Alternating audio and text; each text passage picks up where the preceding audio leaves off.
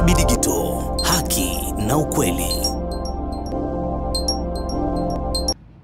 Wakati Mahakama Kuu ya Uingereza inatupilia mbali shauri ambalo liliwasilishwa na mashirika mbalimbali kupinga Uingereza kuendelea kutuma baadhi ya vifaa vya ndege za F-35 ambazo ni mali ya Marekani kwa Israeli, Rais Donald Trump atamwalika Waziri Mkuu wa Israel Netanyahu wiki ijayo ikulu ya White House kule Marekani kujadili baadhi ya vitu.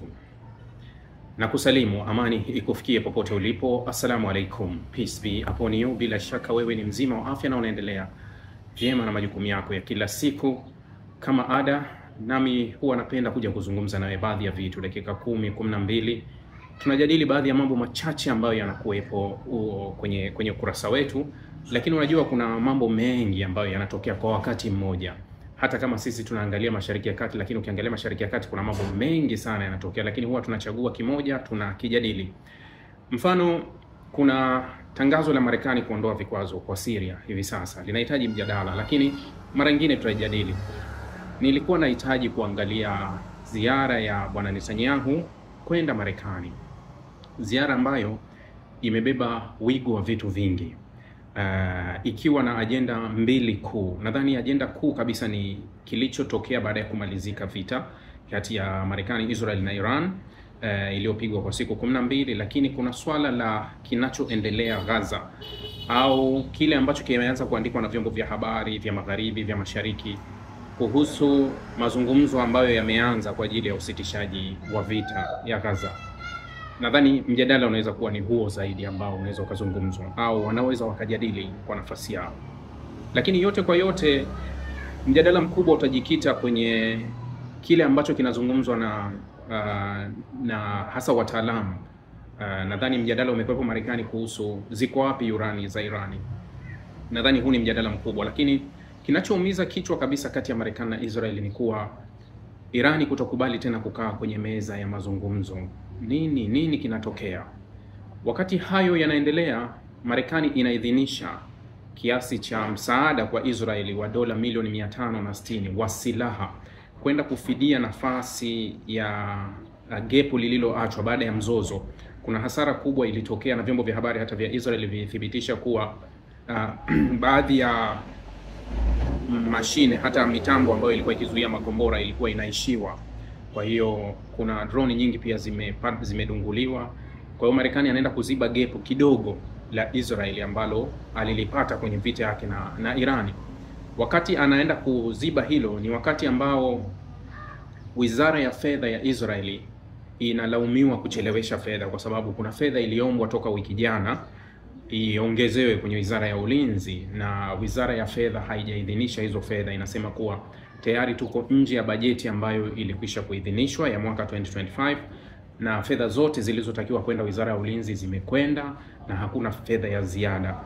Wakati hilo linatokea kuwa tayari Wizara ya Fedha ya Israeli ilishahamisha kiasi cha dola milioni 860 kutoka katika wizara tofauti ambazo walizikatia fedha, ikiwemo Wizara ya Elimu, Wizara ya Ujenzi na wizara nyingine tofauti ambazo fedha zilihamishwa zikapelekwa kwenye Wizara ya Ulinzi.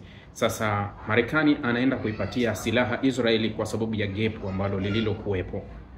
Lakini kama inavyofahamika, mjadala mkubwa ni kuhusu kauli iliyotolewa na mkuu wa IAEA Rafael Grossi kuwa ni siku chache au miezi michache tu itapelekea Irani kurudi tena kurutubisha urani, jambo ambalo linawaumiza vichwa Israel na Marekani, kwa sababu uhalisia ni kama vile ulikuwa unataka kumchinja kobe, unahitaji timing, na ukimkosa kumchinja hatotoa tena kichwa chake na ataangalia njia gani ya kuweka usalama wake hata akitoa kichwa chake kisiweze kukatwa. Hilo ndio linawaumiza kichwa, kuwa hesabu zao zilikuwa ni hesabu nyingi ndani ya Irani. Tunaenda kuvuruga mpango wa nyuklia, lakini tunaenda kufanya regime change. Ni vyote vimefeli. Sasa huyu Irani unamfunga wapi ili asitimize malengo yake? Kwa sababu Irani ameshaamini kuwa na amejua kuwa sio sheria za kimataifa wala sio dhamana ya nchi yoyote duniani inaweza kunilinda, kwa sababu hata waliotushambulia walivunja sheria zote zinazofahamika, mikataba yote wameivunja, lakini wale walikuwa nyuma hata ya mkataba wa JCPOA wa mwaka 2015, wote waliokuwa nyuma wameupuuza. Hakuna aliyejali, hakuna aliyelaumu, hakuna aliyelani. Mpaka leo nchi za EU hazijalani tukio lolote lililofanywa, licha ya kuwa Irani wanatoa kwa ushahidi, na hata baadhi ya nchi chache zinaonyesha kuwa kulikuwa kuna ukiukwaji mkubwa wa haki za Irani katika mashambulizi hayo, lakini hakuna dhamana yoyote inayokaa kwa Irani kuwa hii ilikuwa ni haki yako. Wale wote mabeberu, wale wote wameungana kwenye uhalifu. Kwa hiyo hilo linawaumiza kichwa kuwa Irani anafahamu kuwa hakuna sheria yoyote ambayo inaweza kuja kunilinda dhidi yao. Hakuna dhamana yoyote inaweza kuja kunilinda au kutulinda sisi dhidi yao. Dhamana pekee ambayo tunaweza tukaipata sisi ya kuwa salama ni kumiliki nyuklia. Kwa hiyo unarudi pale pale kuwa kama Irani alikuwa hana nyuklia, kwa sababu mjadala ni mkubwa na mpana, kuwa baadhi ya wengi wanaamini Irani tayari ana nyuklia. Baadhi ya wachambuzi wengi duniani, kwa sababu tabia za Irani zinavyojionyesha sio tabia za nchi ambayo haina nyuklia. Yani tabia zake na vitendo vyake ni nchi ambayo imekuwa ikijiamini sana, yani kuwa ni nchi ambayo tayari inaweza kuwa ina nyuklia. Lakini huenda wasitangaze kama Israeli kuwa hawataki kutangaza kuwa na nyuklia, kwa sababu Irani kutangaza kuwa na miliki nyuklia itakuwa kama amejitia kitanzi. Vikwazo vitaongezwa maradufu na atatengwa kabisa hata na wale walikuwa nyuma yake kidogo. Sasa huenda ameamua kushikilia pale pale kama Israeli kuwa usitangaze, kwa sababu Israeli hajawahi kutangaza wala hajawahi kukubali kuwa na miliki nyuklia, licha ya kuwa anafahamika na miliki nyuklia. Kwa Irani anaweza kuwa amebaki kwenye msimamo kwa hapo. Lakini kama Irani hamiliki nyuklia, basi anafahamu kabisa hakuna dhamana nyingine yoyote ya uwepo wetu isipokuwa tumiliki nyuklia. Kwa hiyo ni kama vile wamemsukuma spidi Irani kwenda kukamilisha ikiwa hana nyuklia. Sasa hili ndio linalompeleka Netanyahu Washington kwenda kujadili na bwana Trump kuwa tunawezaje kumdhibiti katika kipindi hiki. Wakati huo kichwani yanazunguka maneno yaliyozungumzwa na Rafael Grossi kuwa hakuna uwezekano wa namna yoyote kuharibu au kurudisha nyuma nyuklia ya Irani kwa nguvu za kijeshi.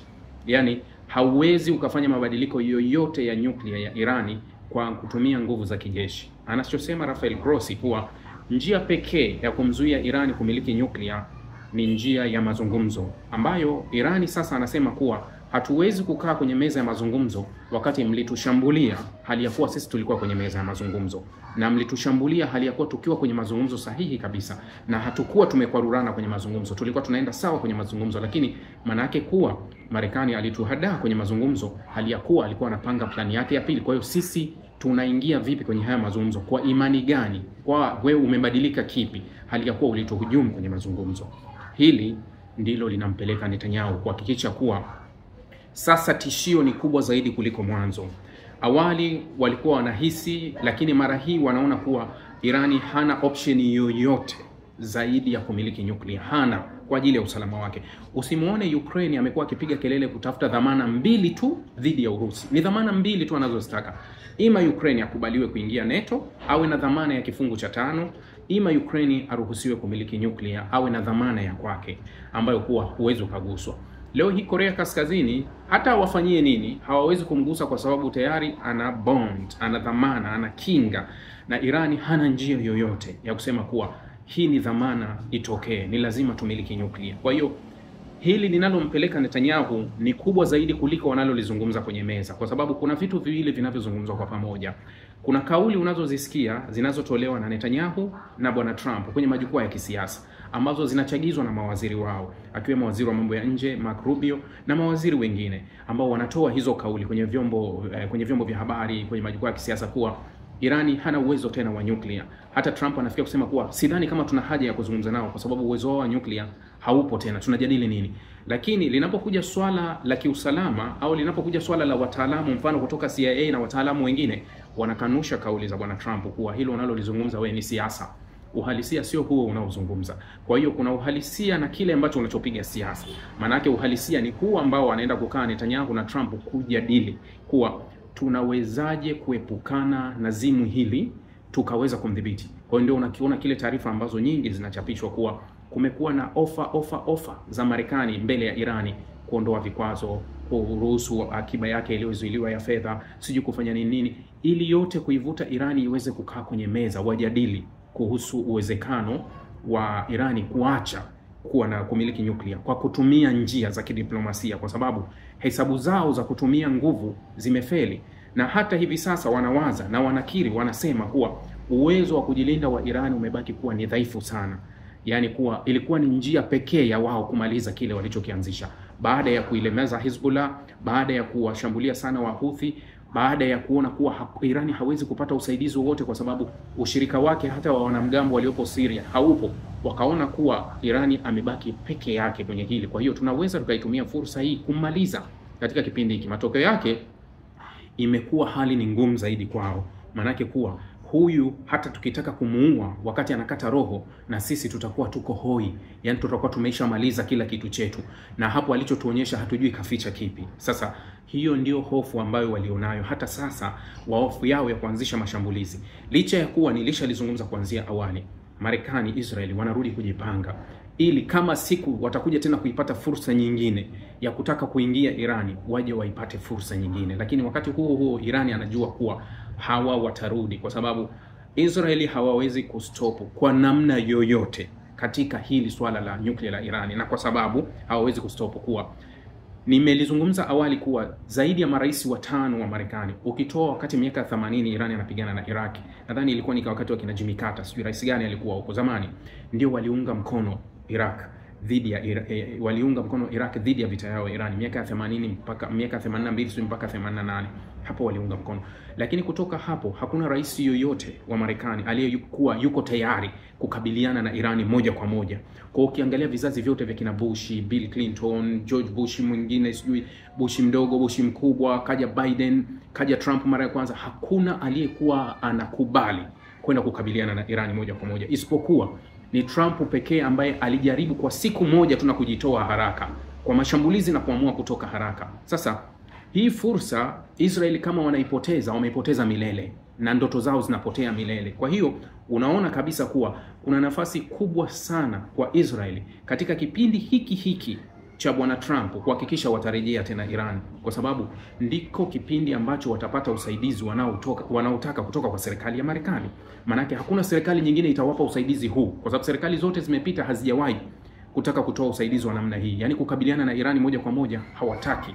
Wao usaidizi wao huwa wanaenda kwenye nchi ambazo tayari zimesha kuisha dhaifu, ambazo kuwa tutaingia kama crew, tutaingia kama NATO, tutaingia kama washirika, tutaingia kama nini, ndio tuende tukazimalize. Lakini kwenda kukabiliana na nchi yenye nguvu kama Irani, ambao Israeli anajua kabisa kuwa siku Irani atamiliki nyuklia tu, basi mimi ukubwa wangu Mashariki ya Kati wote utapotea, na ndoto za miaka ambazo zilipangwa na Wazayuni toka mwanzo wa miaka ya 1900 na zinaweza zikapotea hapo kuwa hakuna tena, na uwepo wa taifa lao utakuwa hatihati. Kwa hiyo ni mipango mipya inaenda kupangwa kwa ajili ya kuja tena kujaribu bahati yao ya kutaka kuangamiza serikali ya Irani au kubadili uongozi wa Irani. Si kweli kuwa hivi sasa wameishia hapo, watarudi huko pembeni, lakini wanaenda kuangalia wapi kuna upenyo tunaweza tukapata, au tunaweza tukashuhudia hivi sasa, kama sio vita ya moja kwa moja ambayo ni ngumu kwao inawaathiri, basi wataanzisha uasi wa ndani kwa kufanya mashambulizi ya kigaidi ya ndani, kufadhili makundi yoyote ambayo yanaweza yakaleta hali ya sintofahamu na vurugu zikatokea ndani kwa ndani ya Irani. Vyovyote watavyofanya, wanaweza kufadhili wanasiasa, wanaweza kufadhili chochote ndani ya Irani, mradi kulipuke ili waweze kutimiza lengo lao, kwa sababu waliamini katikati ya mzozo ule kuwa uasi wa ndani ungekuwa mkubwa. Hata waliokuwa wanapinga maandamano ya mwaka 2022 ndani ya Irani, yale ya kifo cha yule binti Mahsa Amin, mnakumbuka, ambao kiasi kikubwa yalifadhiliwa na nchi za magharibi walitegemea kuwa tutawatumia wale wanaharakati wale wa Irani kuanzisha uasi wa ndani na nchi ilipuke. Ikisha lipuka, sisi tutakuwa na njia nyepesi kabisa ya kumaliza huu utawala. Lakini kilichotokea,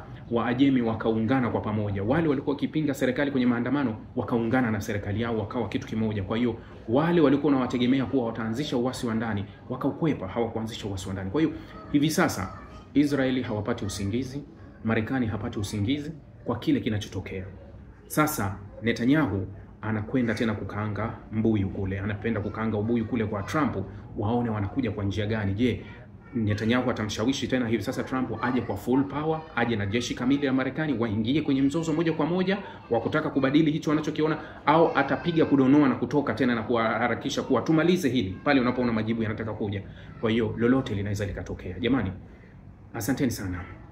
Sapoti Rahby Digital leo kwa kununua t-shirt nzuri na bora kabisa kwa bei ya shilingi 50,000 tu. Mapato yote yatatumika kukuza na kuimarisha huduma zetu ili tuendelee kukuletea kazi bora zaidi. Weka oda yako sasa kwa WhatsApp namba 0672476301 au 0654467177. Kumbuka kuwa malipo haya ni kwa ajili ya sapoti na sio biashara ya kawaida. Na kwa atakaojiunga na programu hii watatambuliwa rasmi kama wanafamilia wa Rahby Digital. Tushirikiane kuijenga Rahby Digital. Kwa pamoja tunaweza.